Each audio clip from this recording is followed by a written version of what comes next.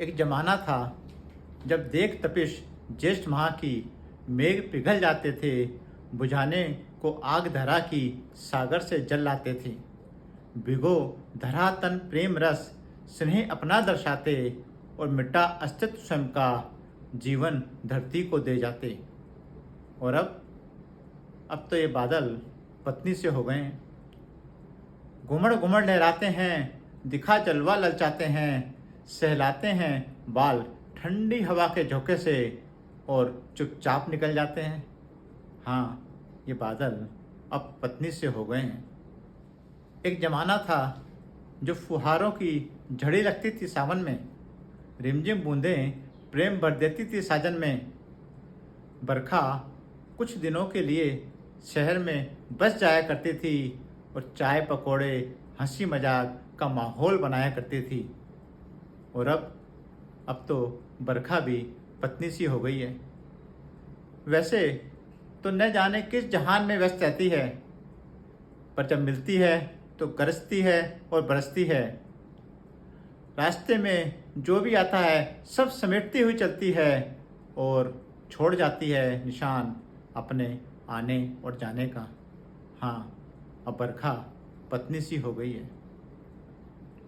एक ज़माना था जब भादो मास में बादल ठिठोली करते थे धरती से और अटखेली सूरज से आते थे, इठलाते और बल खाते और थोड़ी बिजली चमकाते। धरती को लगता कि बरसेंगे मुझ पे, और थोड़ी सी बूंदें छिड़कते और चिढ़ाते हुए निकल जाते। और अब तो ये मेघ पत्नी से हो गए हैं। वैसे तो अक्सर नाराज ही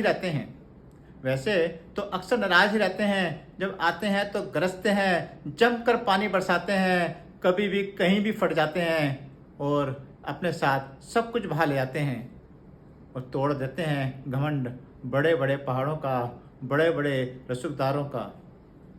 हाँ, अब ये मेघ पत्नी से हो गए हैं। सच कहूँ, अब ये बादल और बारिश ही नहीं, अब तो पूरा मानसून ही पत्नी सा हो गया है। जब आता है प्यास तो बुझाता है धरती की, पर साथ के साथ कर्मों का हिसाब भी गिनवा जाता है।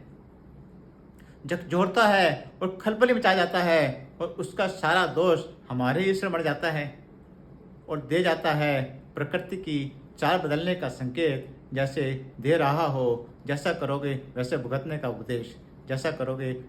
का उपदेश। हाँ, ये मानसून अब पत्नी सा हो गया है।